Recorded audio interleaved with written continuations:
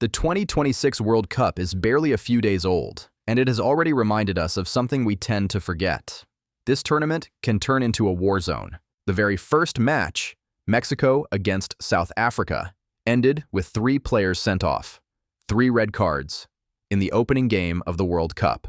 That is the most in a single World Cup match since 2006. South Africa's players were left so confused by the decisions that their bewildered faces instantly became the first viral meme of the tournament. But here's the thing. 3 red cards? That is a quiet afternoon.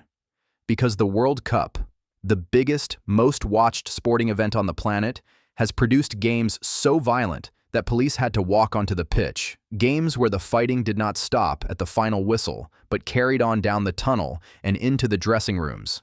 Games so shameful that the referee called them a disgrace to the entire sport. This is the story of the most violent matches in World Cup history. Our first war was supposed to be a football match. A World Cup quarterfinal, 1954, in Switzerland. Hungary against Brazil. On one side, the mighty Magyars, Hungary's golden generation, the best team on earth, unbeaten for years.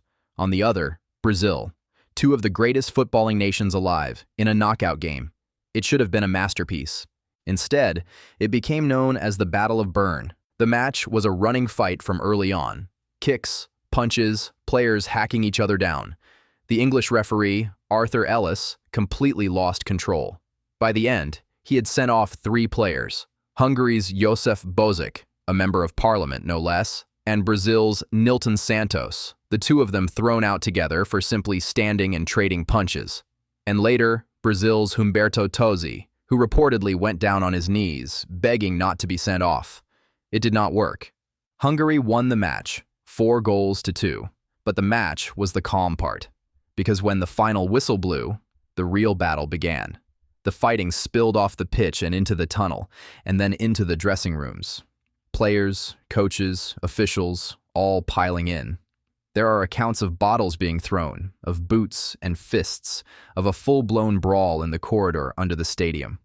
One of the most famous stories has a player being hit over the head with a bottle in the dark of the tunnel. 70 years ago, 2 of the best teams in the world finished a World Cup match by trying to fight each other in a hallway.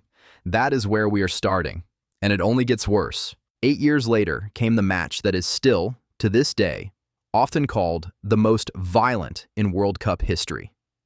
Chile against Italy at the 1962 World Cup in Santiago. This one had a backstory. Before the game, a couple of Italian journalists had written articles trashing the host country, describing Santiago as a backward, miserable dump. Those insults made it back to Chile. So, by kickoff, this was not a football match.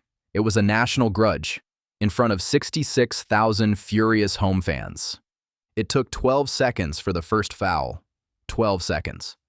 The first player was sent off after 4 minutes, an Italian, Giorgio Farini, and he refused to go. He simply would not leave the pitch. Play was held up for around 10 minutes until armed policemen physically marched him off the field. And that was just the start. Police had to come onto the pitch to restore order not once, but 4 separate times. There were punches thrown openly. One of the most infamous moments saw a Chilean player throw a left hook that broke an Italian's nose right in front of a linesman who somehow saw nothing. Italy finished the game with 9 men and lost 2-0. And here is the detail that ties this whole story together. The referee that day was an Englishman named Ken Aston. He walked off that pitch and called it the most stupid, appalling, disgusting, and disgraceful exhibition of football, possibly in the history of the game.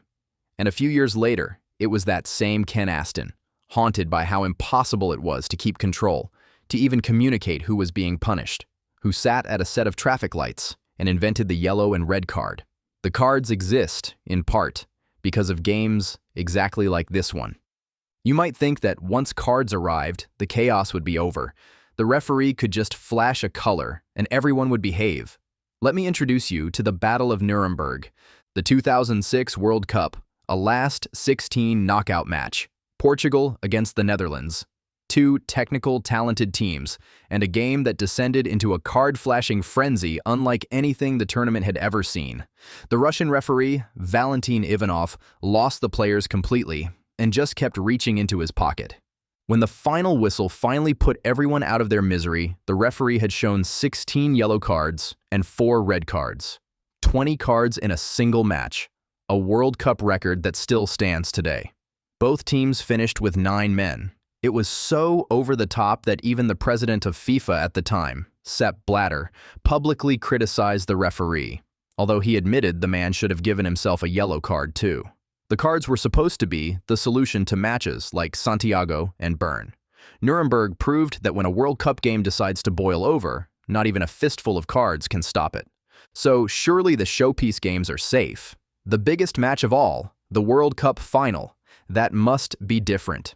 In 2010, the final was Spain against the Netherlands, and in the 28th minute, the Dutch midfielder Nigel de Jong jumped and planted his studs directly into the chest of Spain's Xabi Alonso, a flying kick that looked like something out of a martial arts film. The referee, Howard Webb, only showed a yellow card. He later admitted that, with the benefit of a replay, it should have been red.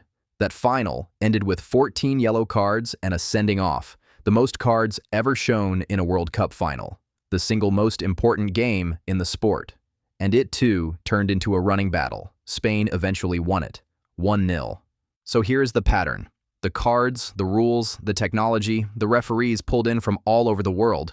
Football has spent decades trying to civilize itself, and every few years, the World Cup throws all of it out of the window and reminds us what it really is underneath.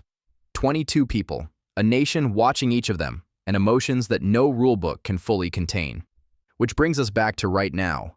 3 red cards in the very first match of 2026. The confused faces, the meme, the arguments online. It felt shocking, but it is not new. It is just the latest chapter in the oldest story the World Cup tells. The one where, sooner or later, the most beautiful game on earth turns into a fight. And somewhere in this tournament, the next battle is already waiting to happen. We just do not know which match it will be yet.